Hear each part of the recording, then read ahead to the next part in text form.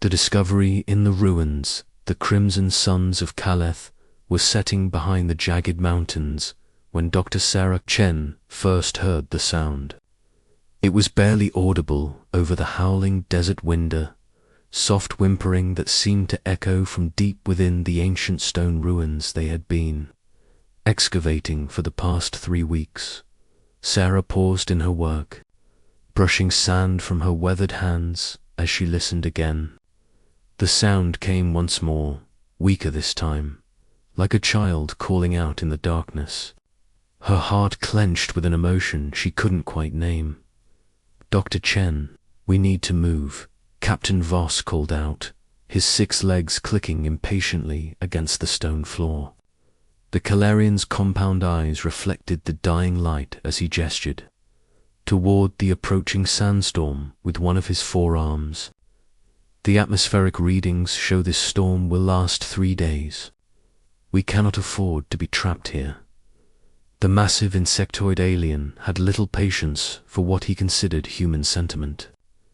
To him, their archaeological mission on this dead world was purely scientific catalogue, the ruins of the extinct Solari civilization, gather samples, and move on to the next site.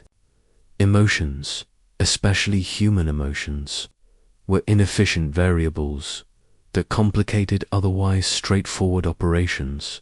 Sarah nodded, but didn't move toward the transport. Something about that sound bothered her deeply. In her 15 years of xenocology, she had developed an instinct for recognizing when something didn't belong in the sterile silence of dead civilizations. "Just give me 2 more minutes," she said, pulling her scanner from her belt. "I want to check the lower chambers one more time." Double quotes, Dr. Fane. Their Moravian scientist materialized beside them in a shower of crystalline particles. The living mineral being's form shifted and reformed as he spoke, his voice resonating like wind through crystal caves. "The probability of finding anything of significance in the remaining unexplored areas is less than 12%. Logic dictates we should evacuate immediately." But Sarah was already moving toward the deeper sections of the ruins, following the faint sound that seemed to pull at something deep in her chest. The Solari had been a nomadic desert species, their civilization built around following the rare water sources across Caleth's harsh landscape. According to the historical records, they had vanished over 2,000 years ago, unable to adapt when the planet's climate shifted and the water sources dried up. The ruins they were exploring had been one of their last settlements, a place where the desperate survivors had tried to dig deep wells and build permanent structures. It had failed, like all their other attempts to change their nature from wanderers to settlers. As Sarah descended the worn stone steps into the lower levels, her headlamp cut through the gathering darkness. The sound came again, definitely closer now. Her scanner showed no life signs, but the device had been calibrated for the expedition's known species. If there was something else down here, something the scanner couldn't recognize, it might not register at all. The corridor opened into a circular chamber that her team hadn't yet fully explored. Ancient Solari symbols covered the walls, telling stories of great journeys across the desert and the sacred bond between their people and the creatures they called Star Children, small, golden-furred beings that could sense water sources from great distances. Sarah's breath caught as her light fell on something that shouldn't exist. Huddled in the corner of the chamber, pressed against the base of one of the carved pillars, was a small creature unlike anything in their xenobiology databases. It was no larger than a human infant, with thick golden fur that seemed to shimmer even in the dim light of her headlamp. Its body was clearly mammalian, but it had 6 limbs for legs and 2 delicate, almost hand-like appendages near its shoulders. Most remarkable of all were its eyes. Large and intelligent, they reflected her light with an awareness that was unmistakably sentient.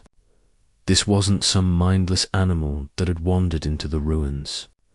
This was one of the Star Children from the ancient carvings, somehow still alive after millennia. The creature looked up at her and made that soft whimpering sound again. Its golden fur was matted and dull, and she could see that it was severely dehydrated. Without the protection of its pack, exposed to the harsh desert environment, it was dying. Impossible, she whispered, kneeling slowly so as not to frighten it. Your species went extinct 2,000 years ago. The creature tilted its head at the sound of her voice, and one of its small, hand-like appendages reached toward her. Sarah's heart broke at the trust in that gesture. Whatever this little being was, wherever it had come from, it was alone and afraid and counting on her for help. Dr. Chen, Captain Voss's voice echoed down the corridor, sharp with impatience. The storm is intensifying. We leave now, or we don't leave at all. Sarah looked at the creature, the Star Child. She found herself thinking and knew she couldn't leave it here to die. The rational part of her mind knew what her colleagues would say. Unknown species. Potential contamination risk. Scientific protocols to follow. The creature should be contained, studied, catalogued, but the larger part of her, the part that had chosen xenocheology because she believed in understanding and preserving life rather than simply cataloguing its remains, couldn't walk away from those trusting eyes. I'm going to help you, she said softly, pulling her emergency water ration from her pack. But you have to trust me. The Star Child didn't pull away as she approached.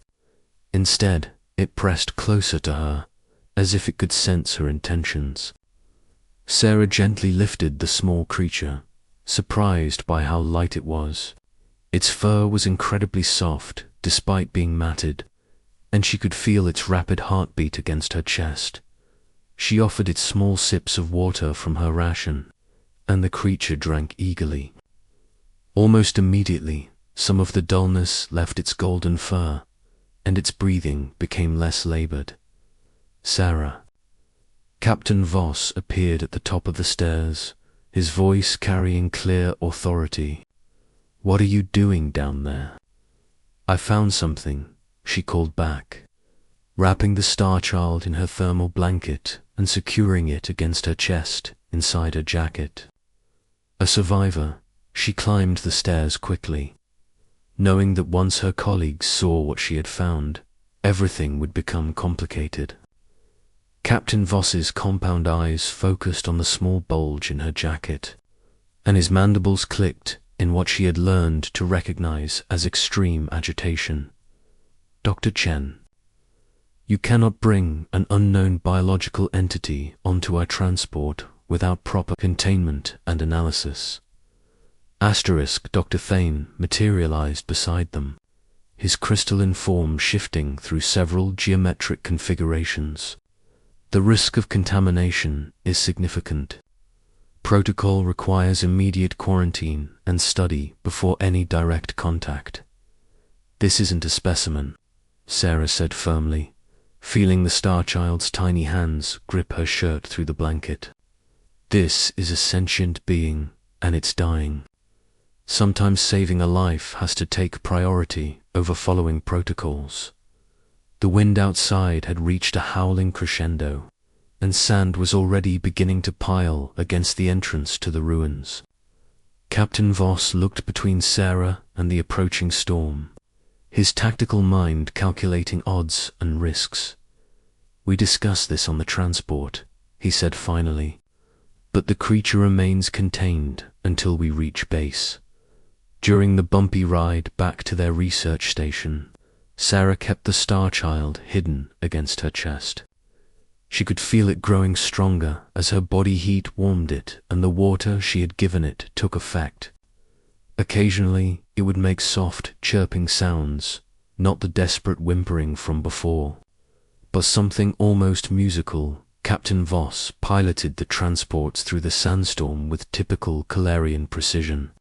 His multiple limbs working the controls, while his compound eyes tracked multiple navigation displays. Dr. Thane had configured himself into a compact crystalline formation to conserve energy. But Sarah could sense his disapproval in the way his edges occasionally flared with brief pulses of light. When we reached the station, Dr. Thane's voice resonated through the transport. The entity must be placed in biological containment. We cannot risk exposure to unknown pathogens or parasites.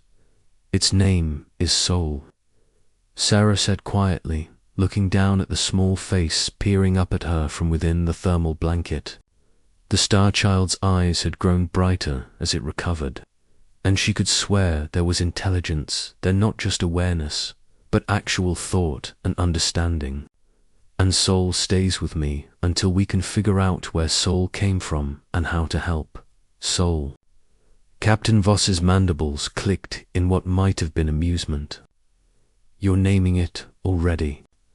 Dr. Chen, your emotional attachment to specimens is becoming problematic.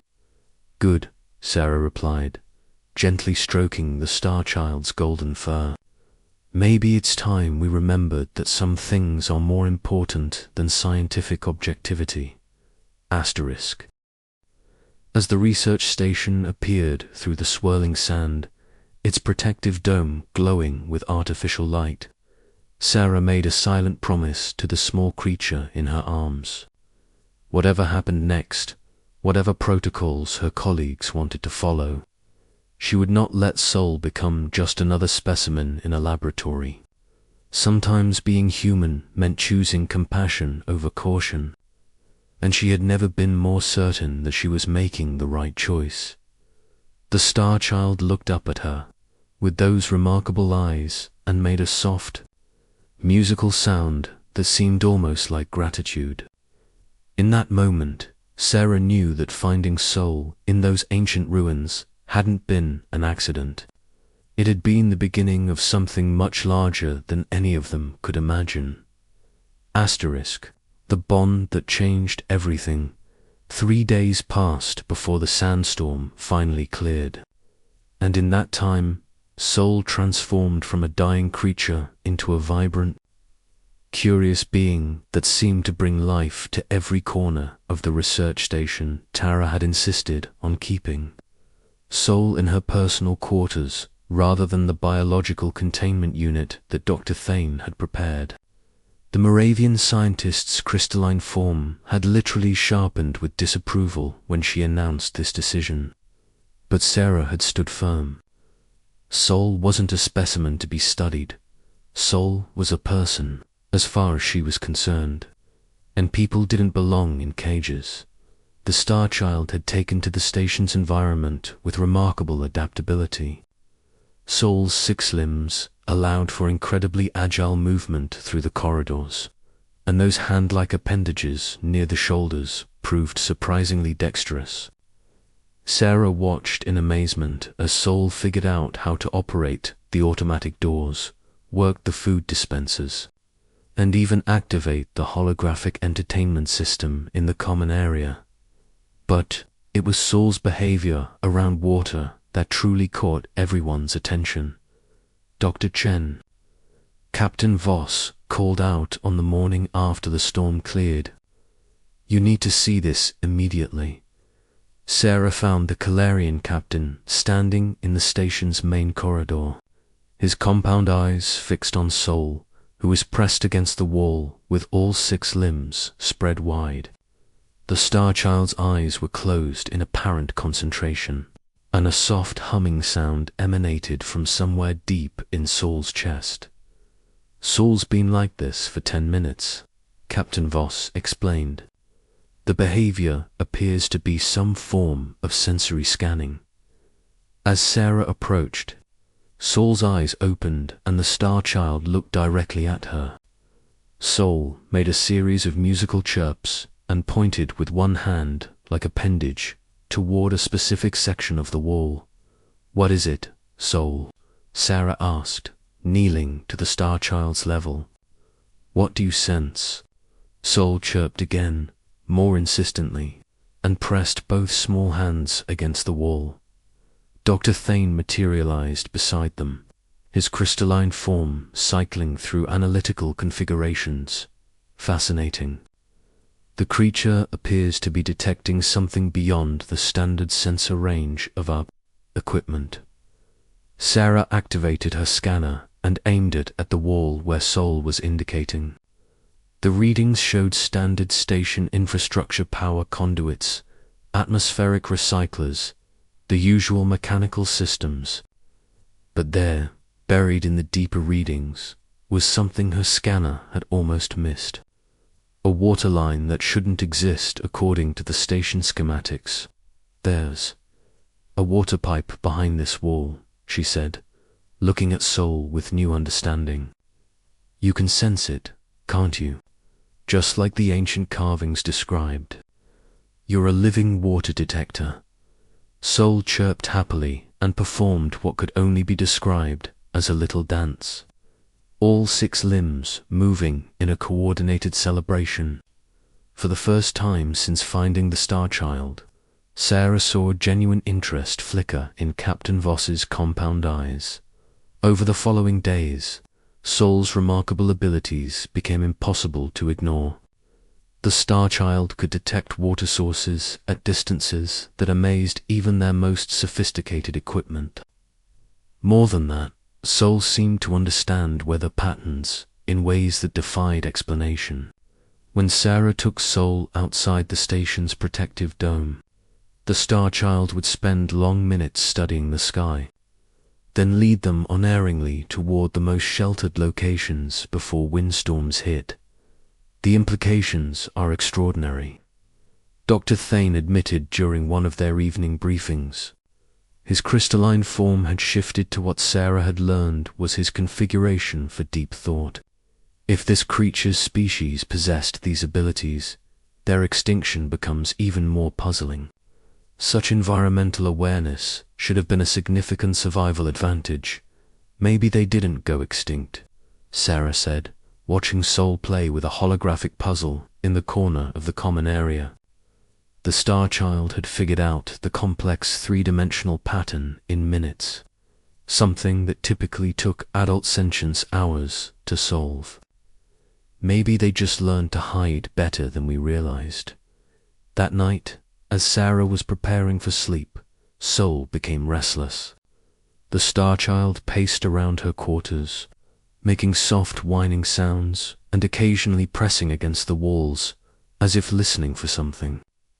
Sarah tried to calm Sol with gentle words and stroking, but the agitation only increased. Finally, Sol moved to the window that looked out over the desert and began making a sound Sarah had never heard before. It was musical, like all of Sol's vocalizations, but this was different, deeper, more complex, almost like a song. The sound carried clearly through the station's communication system, and Sarah realized that Sol was calling out at frequencies that traveled far beyond normal vocal ranges. "Sol, what are you doing?" she asked softly. The Star Child looked at her with those remarkable eyes, then back out at the desert and continued the strange song. Sarah felt a chill that had nothing to do with the desert night. This wasn't random vocalization. Sol was calling to someone. Or something, the answer came to hours later. Captain Voss's emergency alert jolted Sarah awake. "All personnel to stations. We have multiple contacts approaching from the northwest. Unknown species, unknown intentions."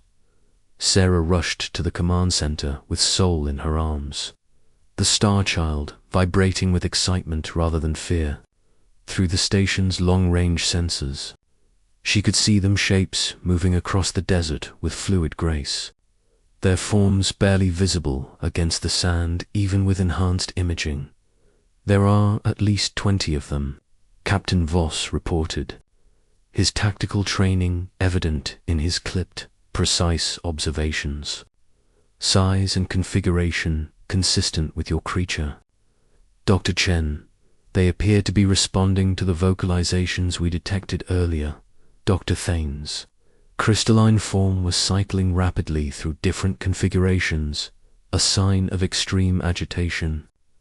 We should activate defensive measures. Contact with unknown species requires careful protocol. Wait, Sarah interrupted. Looking down at Soul, the Star Child was making soft, welcoming chirps and reaching toward the approaching figures with both hand-like appendages. Look at Soul's behavior. Soul isn't afraid of them. Soul is happy. As the group of creatures approached the station, Sarah could see them more clearly. They were adult versions of Soul, larger, with the same golden fur and six-limbed body structure, but moving with the confident grace of beings perfectly adapted to their environment. Their formation, as they approached, showed intelligence and caution, but not aggression. The lead adult stopped just outside the station's perimeter and made the same musical call that Soul had been producing. Soul responded immediately, wriggling in Sarah's arms until she set the Star Child down. Soul scampered to the nearest window and pressed against the glass, calling back with obvious joy. "They're Soul's people," Sarah breathed. Soul was calling them home. What followed was unlike anything in the scientific protocols for first contact.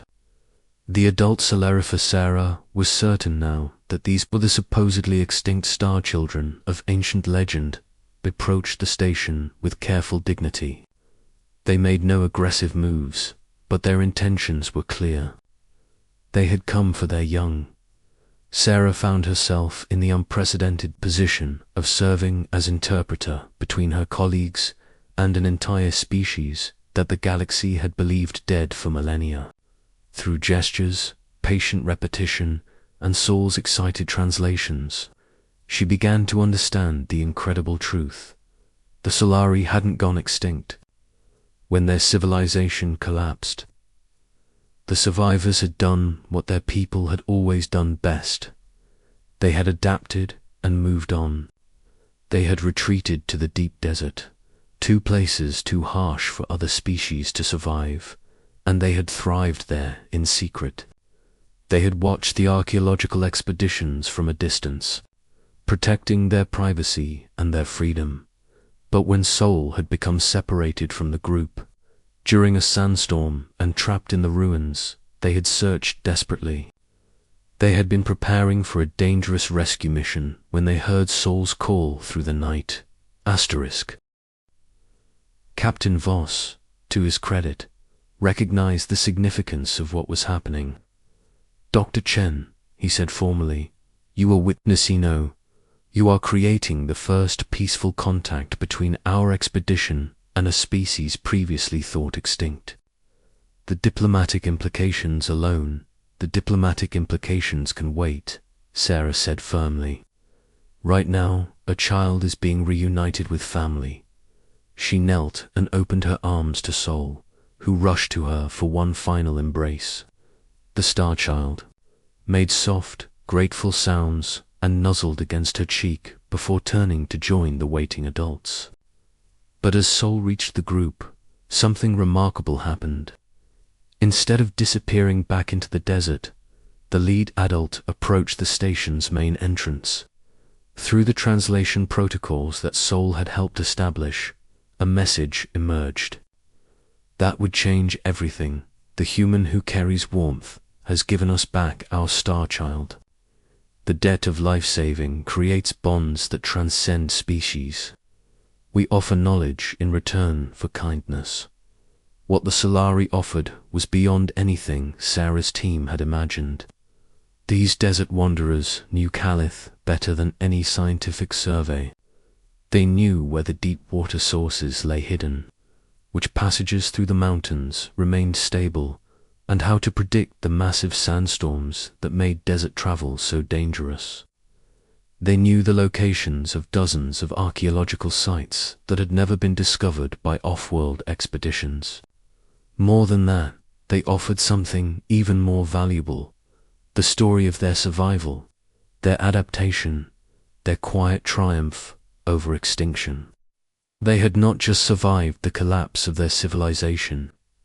They had transcended it, becoming something new while honoring what they had been. In the weeks that followed, as Sarah's team worked with the Solari to document their incredible knowledge and culture, she often found Sol visiting the station. The Star Child would spend time with the human who had carried warmth in the desert night, sharing the simple joy of interspecies friendship. "You realize what you've done, don't you?" Dr. Thane said one evening as Sarah and Sol worked together on a holographic star map. The Moravian's crystalline form had configured itself into what she had learned was his expression of deep admiration. "By choosing compassion over protocol, you've opened the door to one of the most significant discoveries in xenoarchaeological history." Sarah smiled as Sol chirped happily and pointed to a star system on the map where other Solari colonies might exist. "I didn't discover anything extraordinary, Thane. I just remembered that sometimes the most important choice we can make is to help someone who needs it, regardless of what species they belong to." Captain Voss, monitoring the latest reports from the Galactic Archaeological Council, looked up from his displays. "The Council is calling this the most significant peaceful first contact in over a century. They want to establish a permanent cultural exchange program." "Good," Sarah said, watching Sol demonstrate how to read the ancient Solari navigation symbols. "Maybe it's time the galaxy remembered that the best discoveries aren't the ones we make in laboratories. They're the ones we make when we choose to see family in unexpected places." As the desert night settled over Calith, Sarah looked out at the Solari camp that had grown up around their research station. Adult Solari worked alongside human and alien scientists, sharing knowledge that had been preserved for millennia. Star children played with holographic toys, while their elders taught ancient songs to xenolinguistic specialists. Sol appeared at her side and made a soft, contented sound. The Star Child had grown stronger and more confident, but still sought out the human who had carried warmth when warmth was needed most. "Thank you, Sol," Sarah said quietly, "for teaching me that sometimes the most important scientific discovery is remembering how to care." Sol chirped once, a sound full of gratitude and affection, then scampered off to join the other Star Children in their evening games. Sarah watched them play under the light of Calith's moons and knew that she'd been part of something much more important than archaeology. She had been part of proof that compassion could bridge any gap, cross any boundary, and create understanding between the most different of beings. In a galaxy that often chose logic over love, protocol over people, her simple choice to help. A frightened child had opened doors to wonders beyond imagination. That night, as she fell asleep to the sound of Solari lullabies drifting across the desert air, Sarah smiled.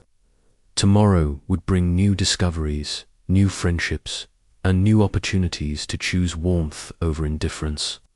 After all, that's what humans did best. They carried their own light into dark places, one rescue at a time. *.